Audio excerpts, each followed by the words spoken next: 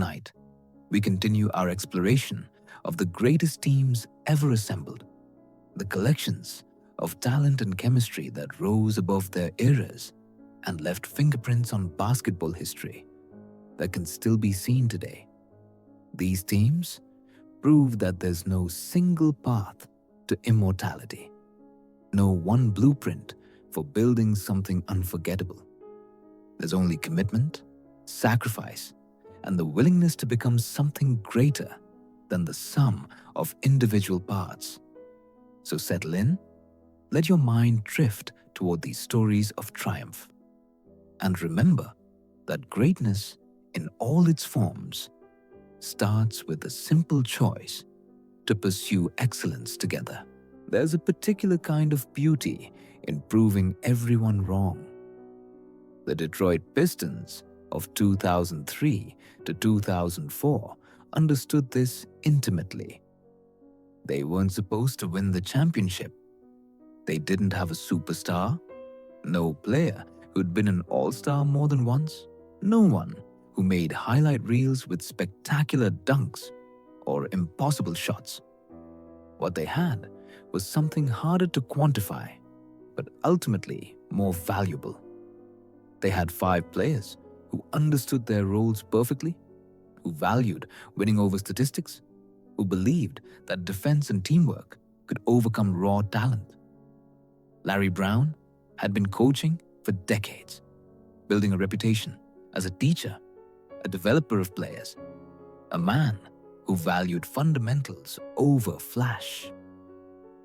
When he arrived in Detroit, he found a team with pieces but no identity.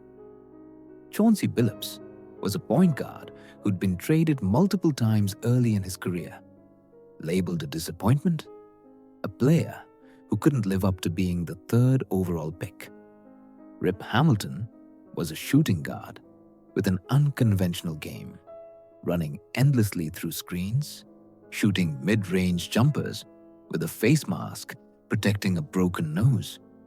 Tayshaun Prince was a lanky forward, all arms and legs, drafted 23rd, not expected to be more than a role player.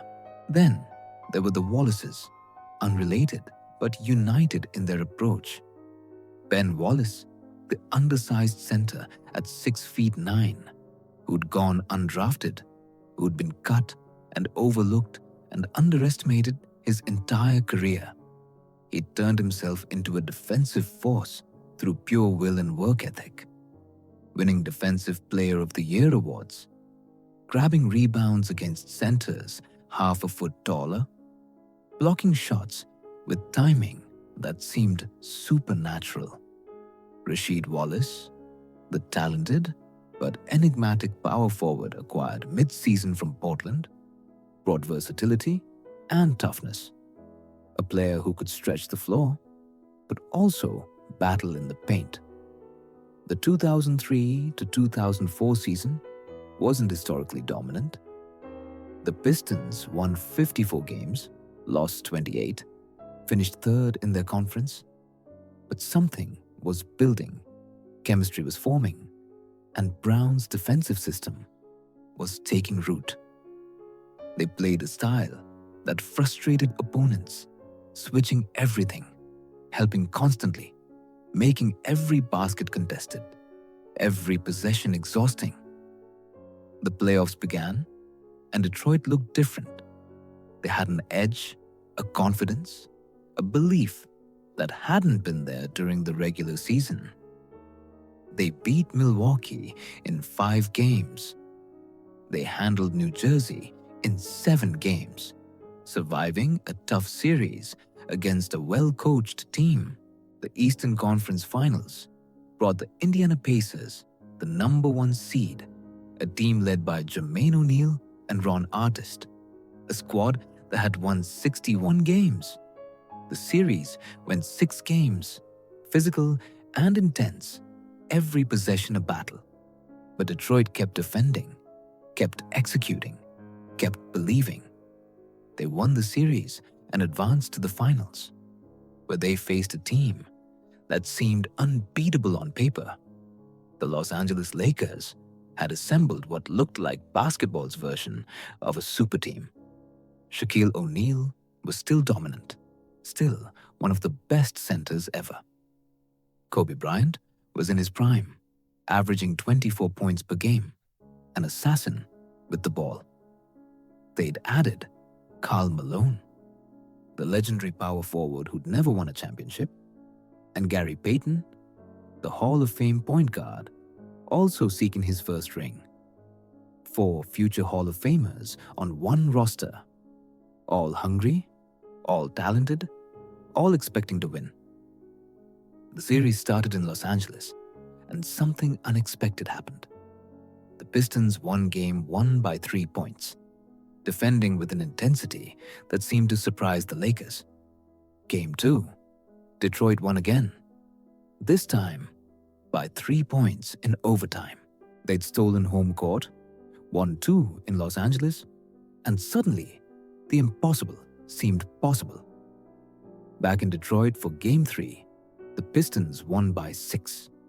The Lakers looked confused, frustrated, unable to solve Detroit's defensive schemes. Ben Wallace was everywhere, blocking shots, grabbing rebounds, making Shaq work for everything. Tayshaun Prince used his length to bother Kobe, chasing him through screens, contesting every shot. Billups stayed calm, running the offense with precision, never rushing, always making the right read. Game 4 in Detroit, the Lakers finally won, avoiding the sweep, but it felt like a temporary reprieve. Game 5 back in Los Angeles was the clincher. The Pistons won by 13, celebrating on the Lakers' court, completing one of the biggest upsets in finals history. According to reports, Detroit held the Lakers to just 81.8 points per game across the 5 finals games, a number that showed just how dominant their defense had been. Chauncey Billups earned Finals MVP, averaging 21 points and 5.2 assists, but more importantly, providing steady leadership and clutch shooting when it mattered most. He'd been traded 4 times in his first 5 seasons, and now he was a champion, proof that persistence and patience eventually reward those who refuse to give up.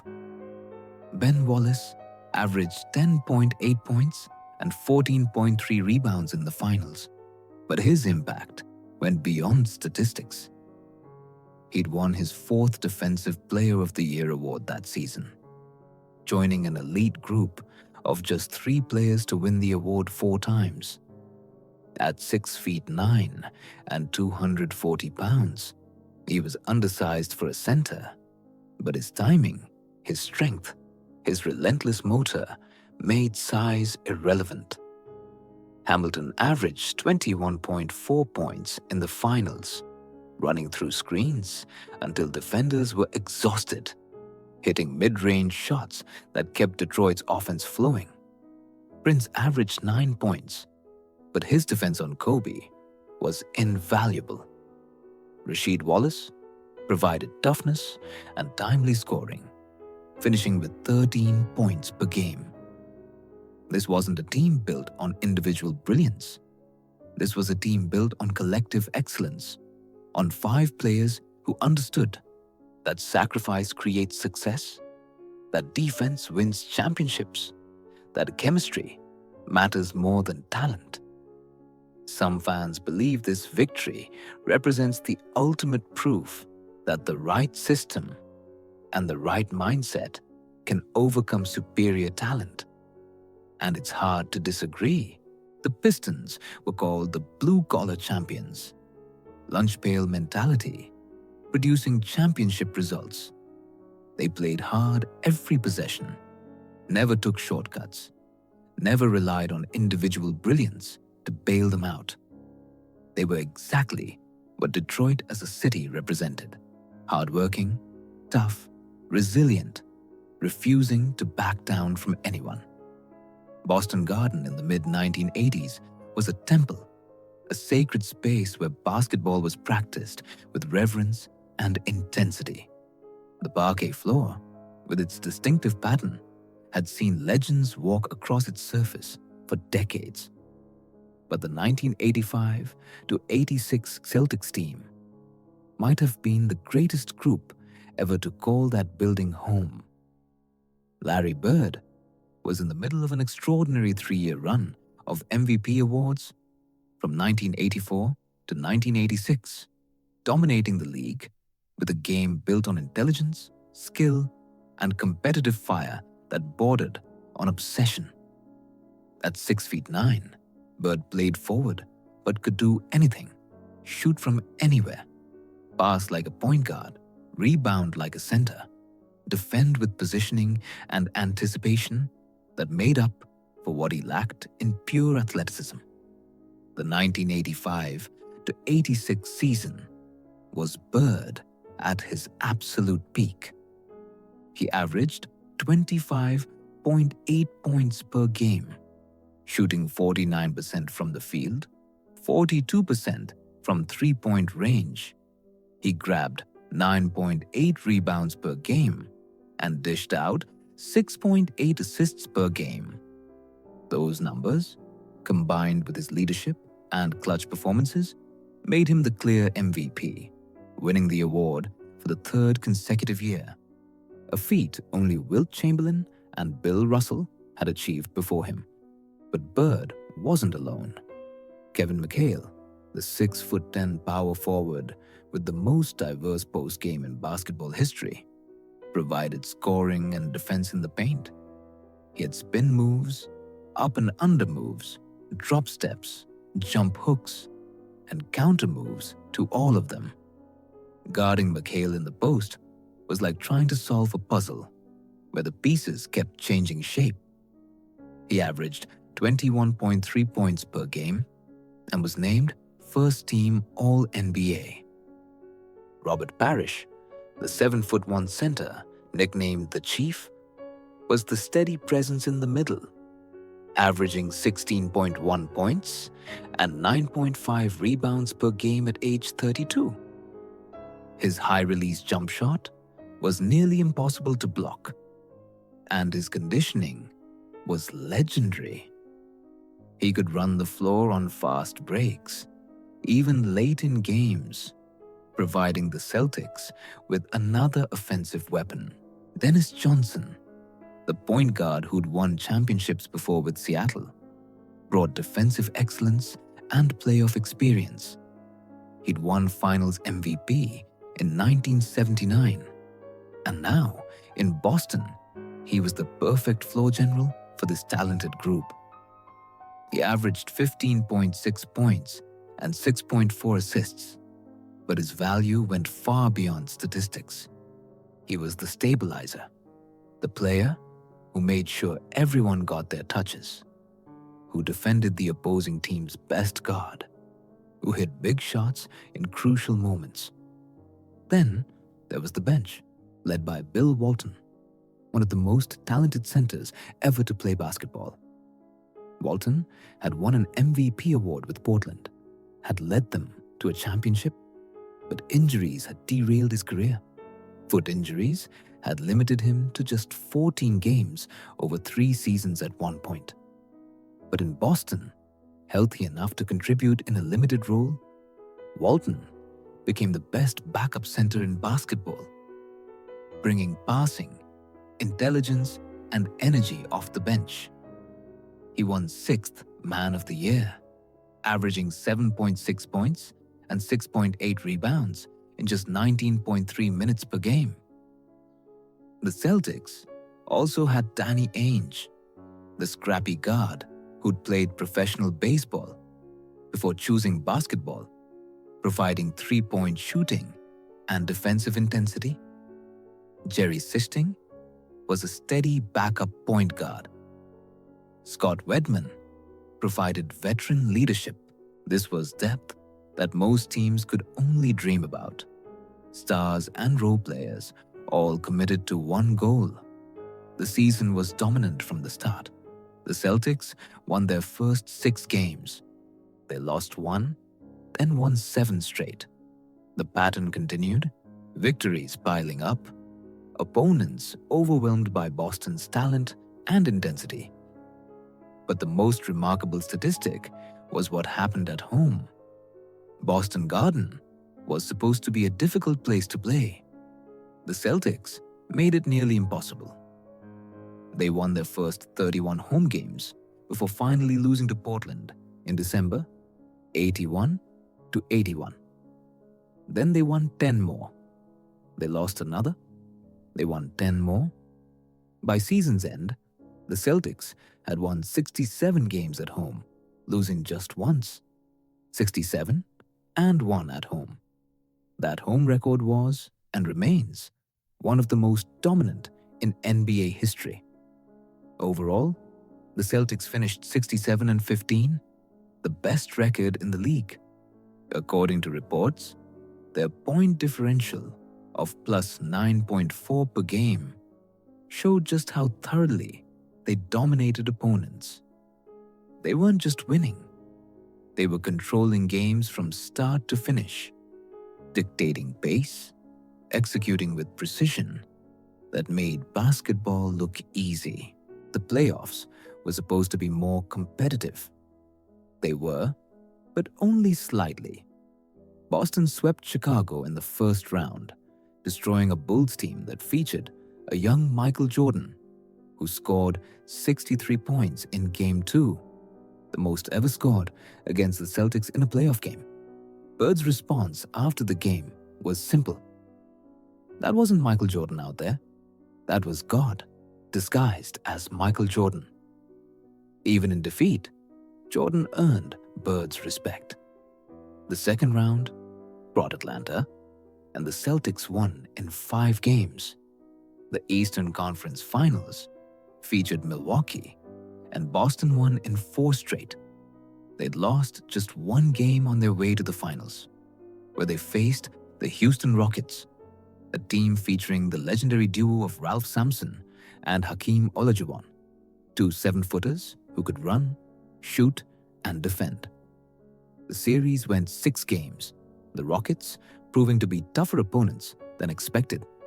Boston won Game 1 by 7, lost Game 2 by 3, won Game 3 by 6, lost Game 4 by 3, won Game 5 by 10, and clinched the championship in Game 6, winning by 15 points at home, the Garden erupting as the Celtics captured their 16th championship. Bird averaged 24 points, 9.7 rebounds, and 9.5 assists in the finals, nearly averaging a triple-double while leading his team to the title. He shot 52% from the field and was brilliant in the closeout game, scoring 29 points. The Celtics team represented everything Boston basketball had always valued: toughness, intelligence, teamwork, pride. They played with an edge, talking trash, backing it up, never backing down. Bird was the leader, the trash talker who could back up every word, the player who'd tell you where he was going to shoot from and then make it anyway.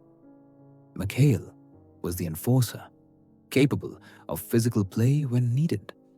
Parish was the reliable veteran. Johnson was the steadying presence. The perfect blend of star power, depth, and winning culture. This team showed what basketball excellence looked like when practiced in its purest form. They weren't just good, they were historically great. One of the best teams ever assembled, a collection of Hall of Famers in their prime, all committed to bringing another championship to Boston. Sometimes, greatness announces itself before it happens. Moses Malone made such an announcement before the 1983 playoffs began. When asked how he thought the playoffs would unfold, Moses responded with 3 words that would become legendary: foe, foe, foe, 4, 4, 4, sweep the first round, sweep the second round, sweep the finals. 12 wins, 0 losses, complete dominance. It was a bold prediction, perhaps arrogant, definitely memorable. and Moses almost made it come true. The 1982-83 Philadelphia 76ers were a team that had come close before but couldn't quite finish. They had lost in the finals the previous year to the Lakers, watching Magic Johnson and Kareem Abdul-Jabbar celebrate while Philadelphia went home disappointed. That summer, the Sixers made a move that changed everything.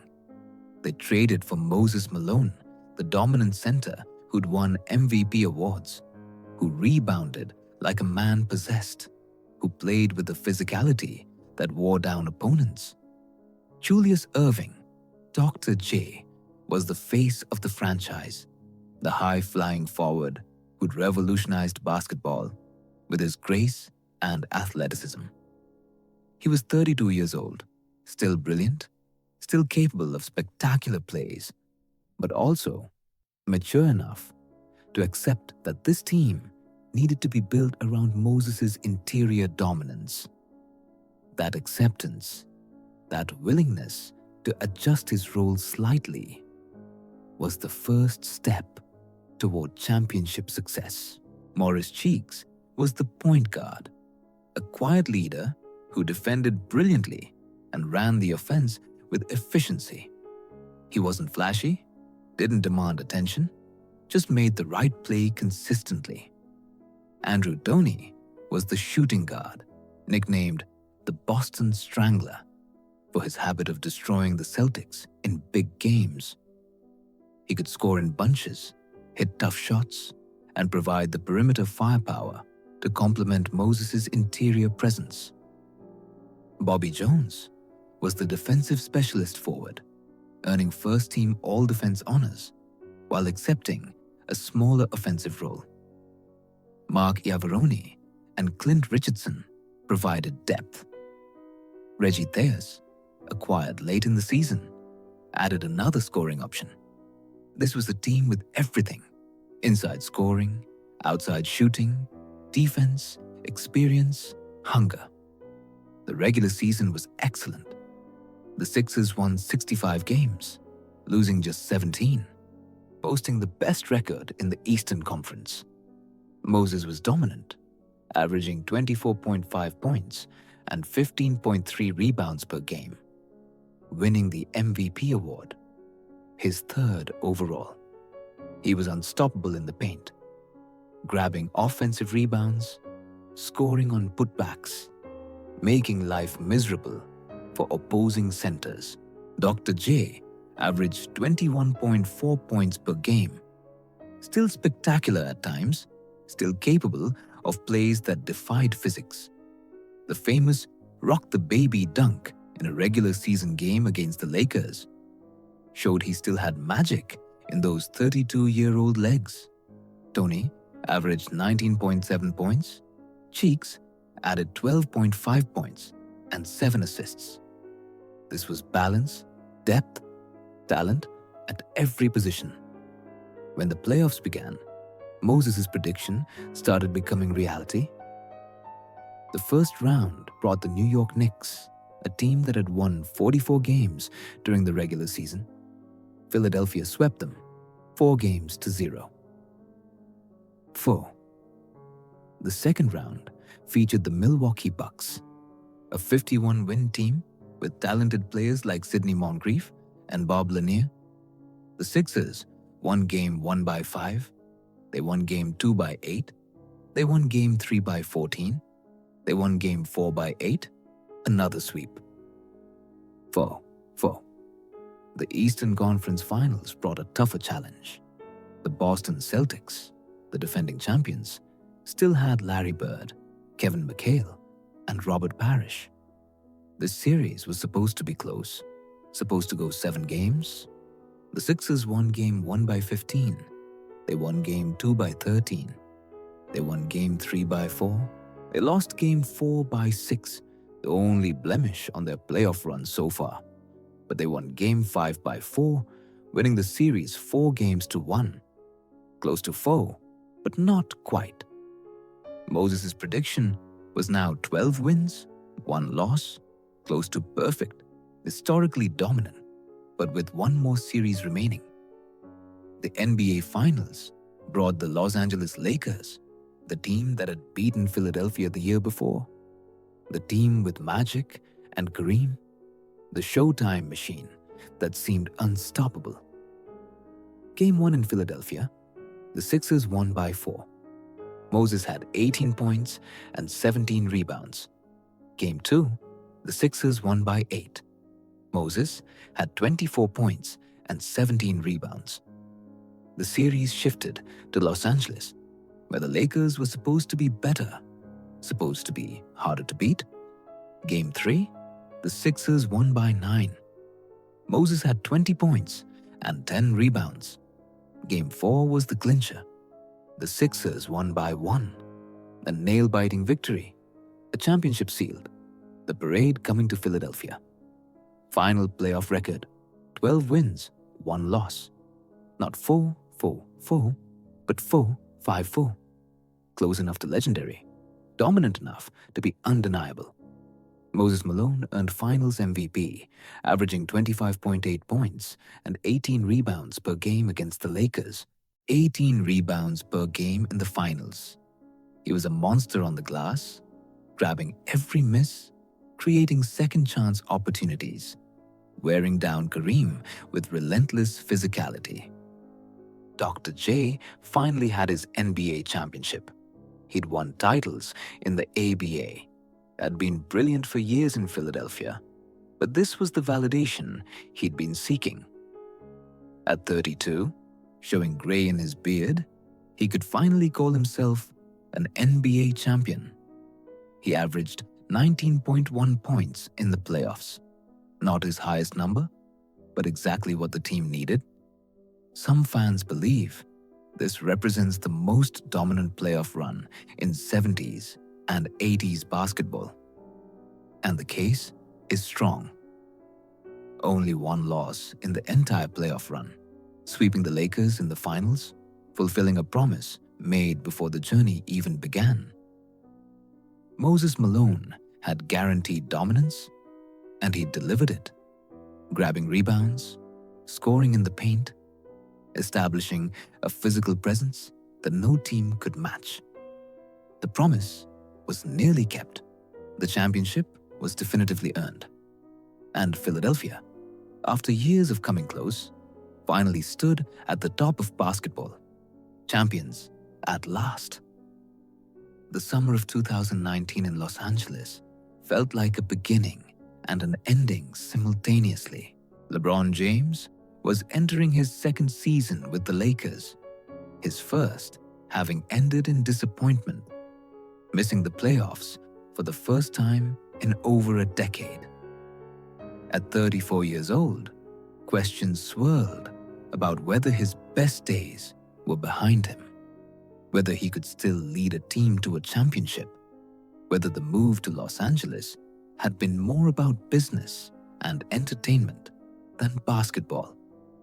Then, Anthony Davis arrived, traded from New Orleans, a 26-year-old superstar with unique skills, a 6'10" forward who could protect the rim like a center, handle the ball like a guard, and shoot from 3-point range with consistency. The partnership between LeBron and AD, as Davis came to be called, felt promising on paper. But chemistry isn't built in press conferences. It's built on courts, through practices, through the daily grind of an NBA season. The Lakers surrounded their 2 stars with veterans and role players. Dwight Howard, once a superstar himself, now accepting a backup role, looking to rebuild his reputation. Rajon Rondo, the former Celtic point guard, bringing playoff experience and basketball IQ. Danny Green provided 3-point shooting and perimeter defense. Kentavious Caldwell-Pope, Alex Caruso, Kyle Kuzma, Markieff Morris, and JaVale McGee rounded out a roster that had talent but needed to prove it could come together. Frank Vogel, the new head coach, implemented a defensive system that made the Lakers elite on that end of the floor. They would protect the paint with Davis's shot blocking and LeBron's help defense, switch on the perimeter with their length and athleticism, and make every possession difficult for opponents. The season began well. The Lakers won their first 3 games, lost 1, then won 11 straight. They were dominant, LeBron facilitating, Davis scoring and protecting, the role players fitting in perfectly. By the time the season paused in March due to the COVID-19 pandemic, the Lakers were 52-19, the best record in the Western Conference, looking like championship favorites. Then everything stopped. The world changed. Basketball seemed trivial compared to a global health crisis. But eventually, the NBA made a decision. They would resume the season in a bubble environment at Walt Disney World in Orlando, Florida.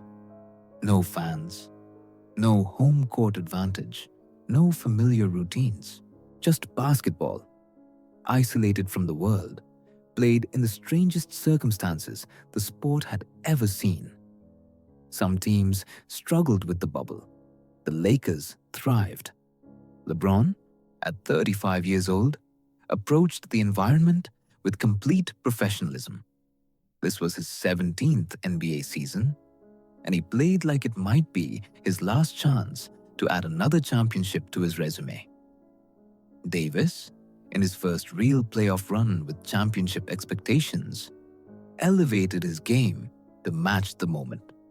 The playoffs began, and the Lakers looked dangerous.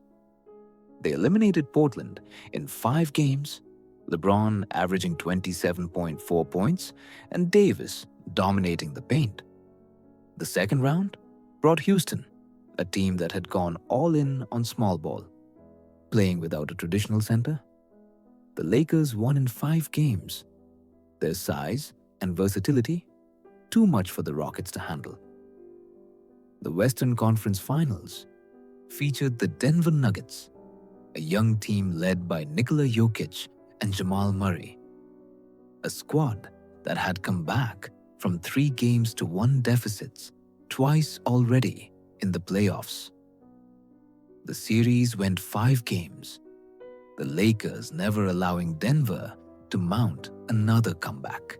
The NBA Finals brought the Miami Heat, a gritty team led by Jimmy Butler, Bam Adebayo, and rookie Tyler Herro, coached by Eric Spoelstra, who'd won championships with LeBron in Miami years earlier.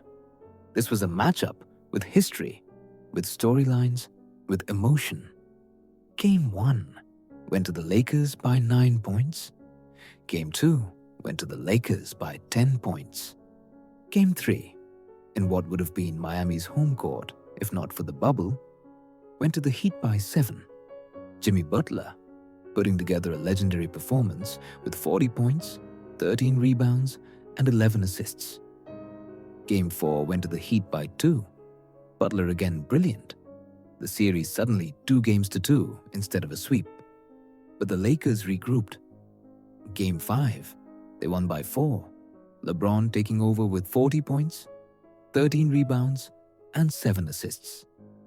Game 6 would decide the championship, and there was never much doubt. The Lakers led by 28 points after 3 quarters and won by 14. The championship secured, LeBron's 4th title won, his first with the Lakers, his first with a 3rd different franchise. LeBron earned Finals MVP, his 4th, tying him with Magic Johnson for 2nd most all time. At 35 years old, he averaged 29.8 points, 11.8 rebounds, and 8.5 assists in the finals, completely dominating both ends of the floor. Davis averaged 25.0 points and 10.7 rebounds in the finals, proving he could be a championship player, could deliver on the biggest stage. Some fans believe this championship required unique mental strength and focus, And it's hard to disagree. Playing in a bubble, isolated from family for months, dealing with a pandemic, processing social justice movements happening outside their controlled environment. The Lakers handled it all with professionalism and focus, never using the circumstances as an excuse, instead, treating the bubble as an opportunity to lock in completely on basketball. LeBron had now won championships with the Cavaliers, the Heat, and the Lakers. He'd proven he could build championship teams in different cities, with different supporting casts, under different circumstances. At an age when most players are declining, he was still the best player in the playoffs, still capable of taking over games, still hungry for more success. The 2019-20 Lakers proved that greatness adapts to any circumstance, any era. When the world changed, when basketball changed, when everything felt uncertain, they found certainty in each other, in their preparation, in their commitment to the goal. And when the confetti fell in that strange, empty arena in Orlando, they'd proven that championships can be won anywhere, under any conditions, as long as the right players commit to pursuing excellence together. Not every great team wins the championship. Sometimes, greatness is measured differently, recognized in how a team plays, how they dominate on one end of the floor, how they push the eventual champions to their limits. The 1995-96 Seattle Supersonics was such a team, a defensive masterpiece that won 64 games and fell just short of the ultimate prize. Gary Payton was the leader, a point guard unlike any other, combining elite scoring ability with defense so intense, so relentless, that he earned a nickname that said everything about his approach: the glove. He could clamp down on opposing guards, staying in front of them, pressuring them, making every possession a struggle. At 6'4", with strength and quickness and competitive fire that burned bright, Payton was first-team All-Defense and would win Defensive Player of the Year the following season, one of only 2 point guards ever to earn that honor. Shawn Kemp was the perfect partner, a 6'10" power forward with athleticism that seemed superhuman. He could run the floor like a deer, jump like his legs were springs, and finish at the rim with authority that made crowds gasp. The Payton to Kemp alley-oop became a staple of Supersonics basketball, a play that never got old, that opponents knew was coming, but couldn't stop. Detlef Schrempf, the German forward who'd once won 6th Man of the Year awards with Indiana, provided versatility and skill, capable of playing multiple positions, shooting from outside, creating off the dribble. Hersey Hawkins was the shooting guard, a deadly three-point threat who spaced the floor and made defenses pay for collapsing on Payton and Kemp. Sam Perkins, Nate McMillan, and Vincent Askew provided depth and experience. George Karl was the coach, an energetic, intense leader who'd built his reputation on defensive schemes and up-tempo offense. But this season, defense became the identity.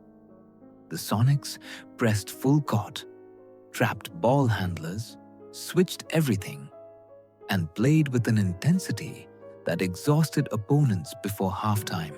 The season was dominant from early on. Seattle started 7-0, lost 1 game, then won 9 straight. They kept winning, kept defending, kept making life miserable for every opponent. According to reports, they allowed only 91.7 points per game during the regular season, the best defensive rating in the league, a number that showed just how locked in they were on that end of the floor. By season's end, the Supersonics had won 64 games, losing just 18 times. They'd been the best team in basketball for most of the year, more consistent than even the Bulls through long stretches. Payton averaged 19.3 points and 7.5 assists, making his second All-Star team. Kemp averaged 19.6 points and 11.4 rebounds, making his fourth All-Star appearance. This was a team at its peak, stars in their prime, role players understanding their parts, coach and players in perfect sync. The playoffs began with high expectations. The Supersonics eliminated Sacramento in 4 games. They handled Houston in 4 games. The Western Conference Finals brought the Utah Jazz, and Seattle won in 7 tough games, advancing to the NBA Finals for the first time since 1979. Their opponent was the Chicago Bulls, the 72-10 juggernaut, Michael Jordan's team, in the middle of their historic season. This was supposed to be a competitive series. Payton's defense against Jordan's offense, Kemp's athleticism against the Bulls' system, Seattle's intensity against Chicago's championship experience. Game 1 in Chicago, the Bulls won by 5. Game 2, the Bulls won by 4. Back in Seattle for Game 3, with the crowd behind them, with home court finally mattering, the Supersonics won by 2, Payton holding Jordan to 26 points on 9 of 23 shooting. Game 4, Seattle won by 1, Payton again defending Jordan brilliantly, Kemp dominating with 25 points. The series was 2-2, Seattle's defense giving them a chance, the championship suddenly possible. But Chicago regrouped. Game 5 in Chicago, the Bulls won by 8. Game 6 back in Seattle, with the Sonics trying to force Game 7, with the season on the line, with everything they'd built hanging in the balance, the Bulls won by 5. Jordan scored 22 points, not his highest total, but enough. The Bulls were champions, and Seattle was left wondering what might have been. Payton had held Jordan to relatively low percentages in the games he primarily defended him, especially in Games 3 and 4. But it wasn't quite enough. Kemp averaged 23.3 points in the finals, playing with his usual ferocity. Schrempf, Hawkins, and the role players all contributed. The Sonics had pushed the greatest team in NBA history to 6 games, had won 2, had proven they belonged on that stage.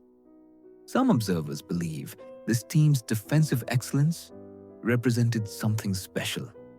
Even without the championship, they'd held opponents to under 92 points per game for an entire season, rare in an era when scoring was trending upward. They'd played with an energy and intensity that made every opponent uncomfortable.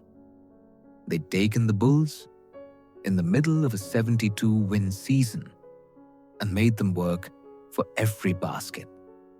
Not winning the championship doesn't diminish what the 95-96 Supersonics accomplished.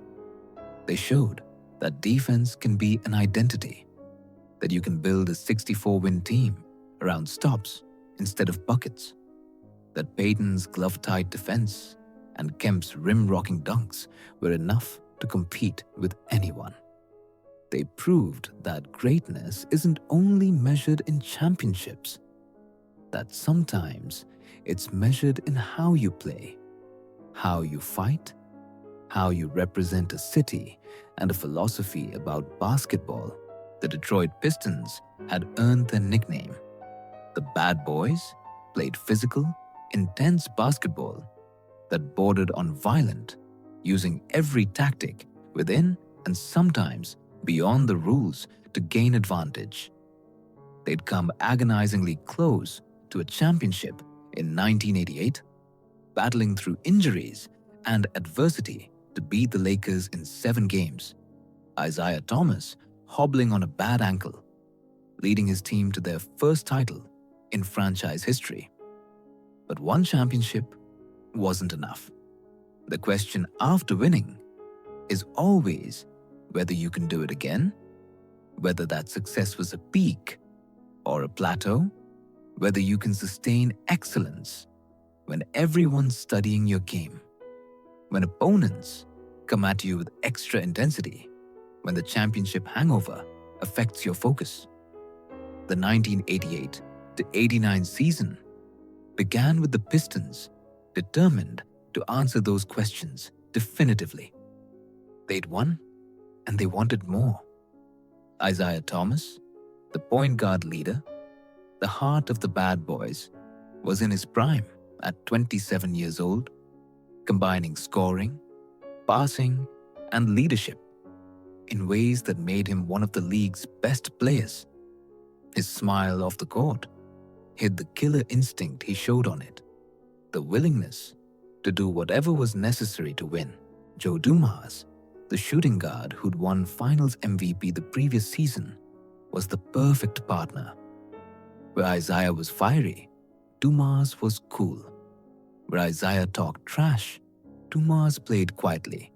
But both were tough, both were winners, both were willing to defend, to take charges, to make winning plays that didn't show up in statistics. Dennis Rodman was emerging as one of basketball's most unique players.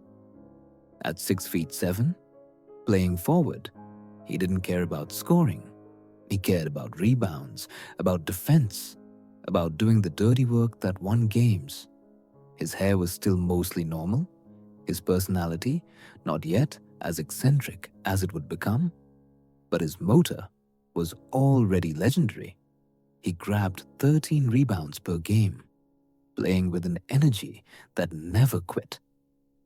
Bill Laimbeer was the enforcer center, the player opponents loved to hate, the villain who embraced the role with enthusiasm. At 6'11", he could shoot from outside, pass well for a center, and wasn't afraid of physical play that sometimes crossed lines. Rick Mahorn, John Sally, Vinnie Johnson, and Mark Aguirre, acquired mid-season, rounded out a roster built for playoff basketball, built for the grind, built for winning, however necessary. Chuck Daly was the coach, a brilliant tactician who'd built the bad boys' identity, who understood that this team needed structure and freedom simultaneously, who could manage egos and personalities while keeping everyone focused on the collective goal. The regular season was excellent. The Pistons won 63 games, losing just 19, the best record in the Eastern Conference. They were defending champions, playing like they had something to prove, which they did. Every team wanted to knock them off, wanted to be the one to end their reign. The Pistons met every challenge, defended with intensity that bordered on ferocious, and executed Daly's offensive schemes with precision. Isaiah averaged 18.2 points and 9.3 assists during the regular season. Dumars averaged 17.2 points and became first-team All-Defense. Rodman averaged 9.4 points, but 13.2 rebounds, leading the team in that category despite playing power forward alongside Laimbeer. The depth was what made Detroit dangerous. Vinnie Johnson, nicknamed the microwave for how quickly he could heat up, provided instant offense off the bench. Aguirre, acquired from Dallas, brought scoring and playoff experience. The playoffs began with Boston in the first round. The Celtics were still dangerous, still had Bird, McHale, and Parish, but they were aging, battling injuries, not quite the powerhouse they'd been. Detroit swept them in 3 games, never giving Boston a chance. defending with a physicality that frustrated the Celtics' offensive rhythm. The second round brought Milwaukee, and the Pistons won in 4 straight games again. They'd won 7 playoff games without a loss, playing with confidence that came from knowing they were better, that they'd been through this before, that they knew how to win when it mattered most. The Eastern Conference Finals featured Chicago, and Michael Jordan was emerging as an even bigger threat than in previous years. He'd averaged 32.5 points during the regular season, was playing at an MVP level, was surrounded by better talent than in his early years. The series was supposed to be Detroit's toughest test. Game 1 in Detroit, the Pistons won by 6. Game 2, they won by 1. In Chicago for Game 3, they won by 4. Game 4, they won by 3. Game 5, back in Detroit, they won by 5. Game 6 in Chicago, Jordan scored 46 points in a desperate effort to extend the series, and the Bulls won by 3. But Game 7, back in Detroit, was decisive. The Pistons won by 2, advancing to the finals again. Jordan held to just 18 points as the Pistons deployed the Jordan rules, their specific defensive scheme designed to limit the game's best player. The NBA Finals brought a rematch with the Los Angeles Lakers, but this time, the Lakers were vulnerable. Kareem Abdul-Jabbar had retired after the previous season. Magic Johnson was battling a hamstring injury and would miss games 2 and 3. Byron Scott was injured and missed the entire series. The Lakers were depleted, running on fumes, trying to compete without their full strength. Game 1 in Detroit, the Pistons won by 9. Isaiah scored 27 points. Game 2, the Pistons won by 14. Magic sat out, unable to play, his hamstring not healed. Game 3 in Los Angeles, the Pistons won by 8. They'd swept the Lakers in Los Angeles, winning the first 3 games.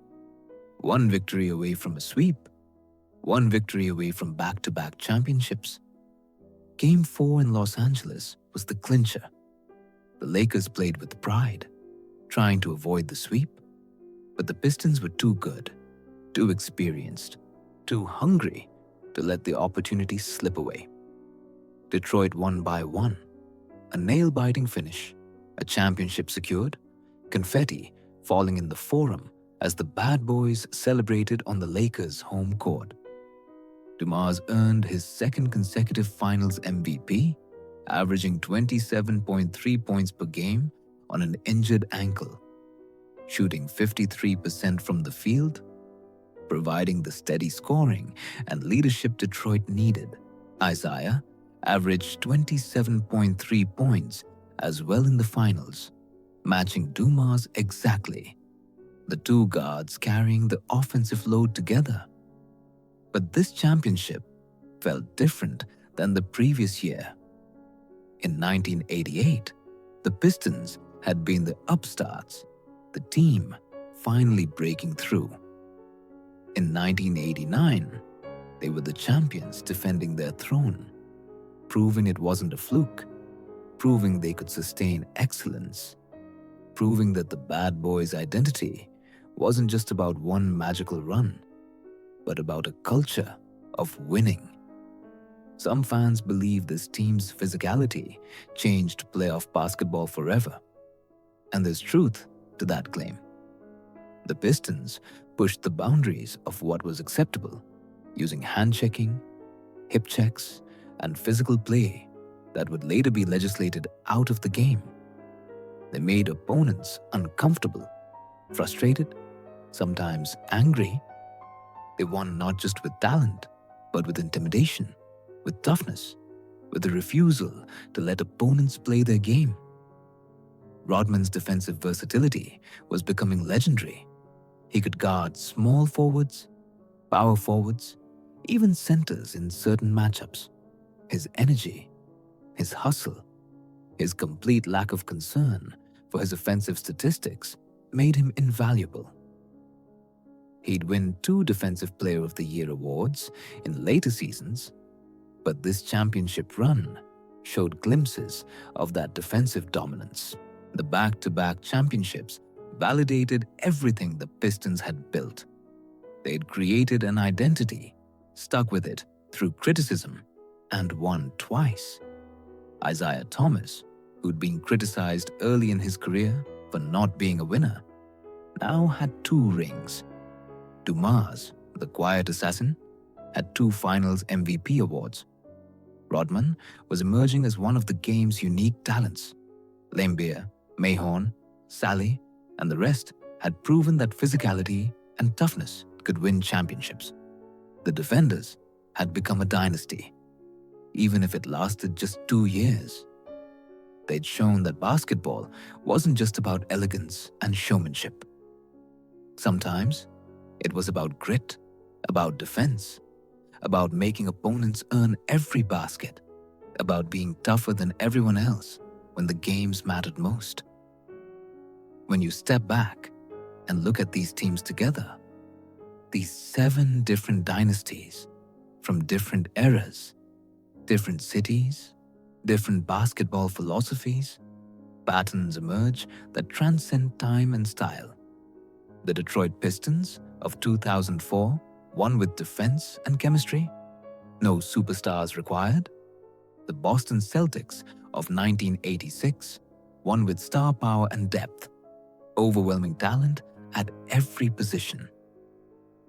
The Philadelphia 76ers of 1983 won with the bold promise and the dominance to back it up. The Los Angeles Lakers of 2020 won in unprecedented circumstances, adapting to a global pandemic and still finding excellence. The Seattle Supersonics of 1996 didn't win the championship, but they showed that greatness can exist without the ultimate prize, that a 64-win season built on suffocating defense deserves recognition and respect. The Detroit Pistons of 1989 won back-to-back championships, proving that physicality and toughness could sustain success, that the bad boys' approach wasn't just effective once, but could be repeated. What connects all these teams, from the championship winners to the one that fell just short, is commitment.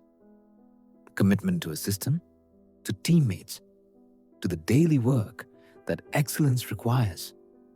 The Pistons of 2004 committed to defense with a fervor that made them nearly impossible to score against.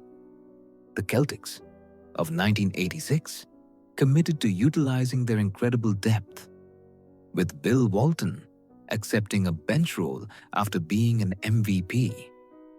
The 76ers of 1983 committed to Moses Malone's promise, believing in themselves enough to pursue perfection. The Lakers of 2020 committed to staying focused in the strangest circumstances basketball had ever faced, isolated in a bubble, playing without fans, dealing with external pressures that had nothing to do with basketball. The Sonics of 1996 committed to defensive intensity that never wavered, that pressed and trapped and made opponents miserable. The Pistons of 1989 committed to physical play that crossed lines, that made them villains, that also made them champions twice. Every era produces its own form of excellence. In the 1980s, teams like the Celtics and Pistons showed that physicality and star power could both lead to championships. In the early 2000s, teams like the Lakers and Pistons proved that dominant centers and selfless systems were equally valid paths to success. In the modern era, teams like the Warriors and Lakers showed that three-point shooting and veteran leadership could both produce titles. But beneath the stylistic differences, beneath the changes in rules and pace and strategy, the fundamental requirements remain constant. Stars must sacrifice for the team. Role players must embrace their parts without resentment. Coaches must build systems that maximize talent while creating culture. Organizations must value character alongside ability, chemistry alongside skill. Larry Bird accepting Bill Walton as a backup, knowing it made the team better. Julius Erving accepting that Moses Malone needed to be the focal point for Philadelphia to win. Gary Payton defending Michael Jordan with everything he had, even though his team ultimately fell short. Chauncey Billups embracing the opportunity to prove doubters wrong after being traded multiple times. LeBron James leading by example in the bubble, showing 35-year-old excellence while mentoring younger players. Isaiah Thomas battling through injuries to defend a championship, proving that winning once wasn't enough. These moments of sacrifice, these choices to prioritize team over self, these decisions to commit to something bigger than individual glory. That's what separates good teams from great ones, successful seasons from dynasties, talented rosters from unforgettable collections of champions. The constant across all eras is that excellence has many faces but one heart. It beats with commitment, with sacrifice, with beliefs that the whole can exceed the sum of its parts. It beats with trust that teammates will be in the right place, that coaches will make the right adjustments, that when the moment arrives, everyone will be ready because they've prepared together. From Bird's Celtics dominating Boston Garden to LeBron's Lakers winning in an Orlando bubble, the pursuit of excellence continues. The game evolves, the players change, the strategies adapt, but the fundamental truth remains. Championships are won by teams that commit to each other, that sacrifice for each other, that believe in something bigger than themselves. Young players today are studying these blueprints, watching film of how the Pistons defended, how the Celtics utilized their depth, how the 76ers dominated the paint, how the Lakers adapted to unprecedented circumstances. Coaches are developing systems inspired by Chuck Daly's defensive schemes and George Karl's pressing intensity.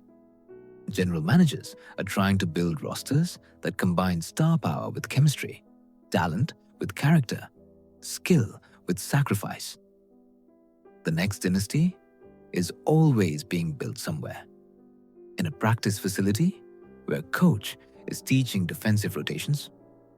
In a weight room where a player is adding strength for playoff battles. In a front office where a general manager is evaluating not just talent, but fit, not just ability, but character. In film sessions where teams are learning from the past to build their future. Somewhere tonight, in a city you might never visit, in a gym that's technically closed but where someone left a light on, a group of players is running through offensive sets. The ball moves from player to player, cuts are made, screens are set, shots are taken. They're not thinking about championships yet. They're thinking about the next practice, the next game, the next opportunity to get better.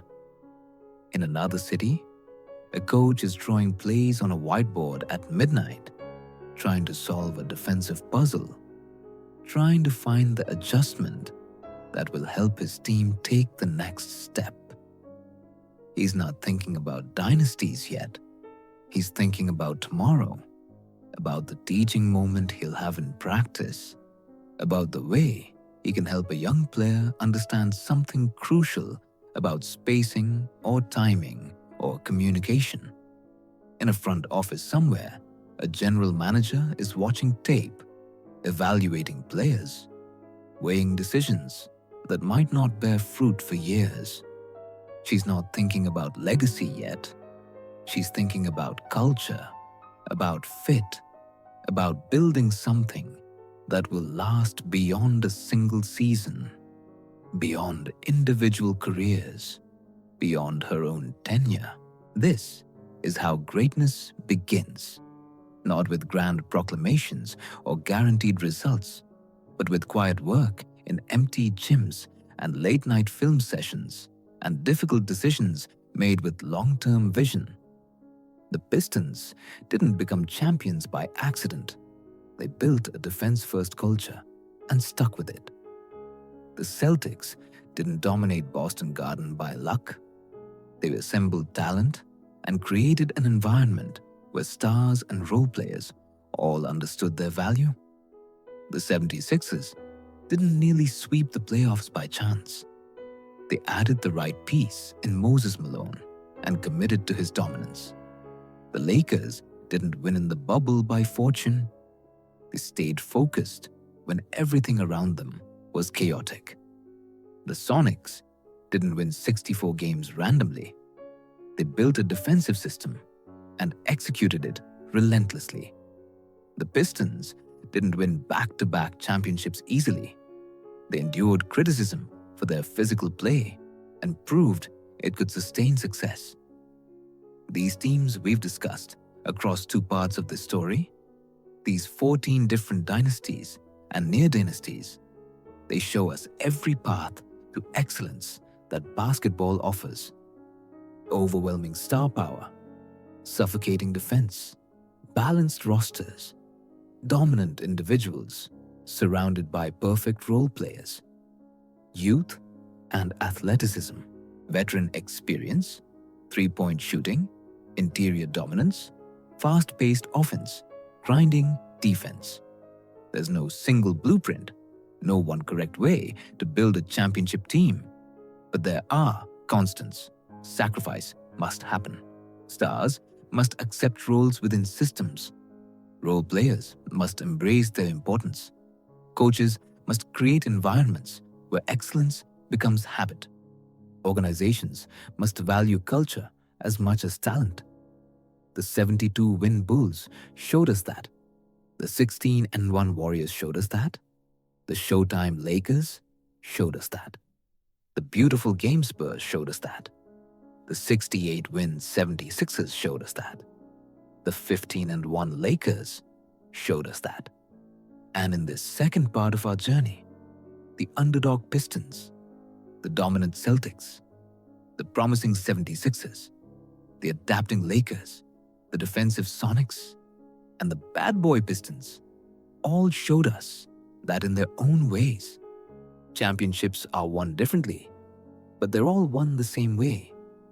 Through commitment that doesn't waver, through belief that doesn't fade, through sacrifice that doesn't hesitate, through work that doesn't stop, through trust that doesn't break.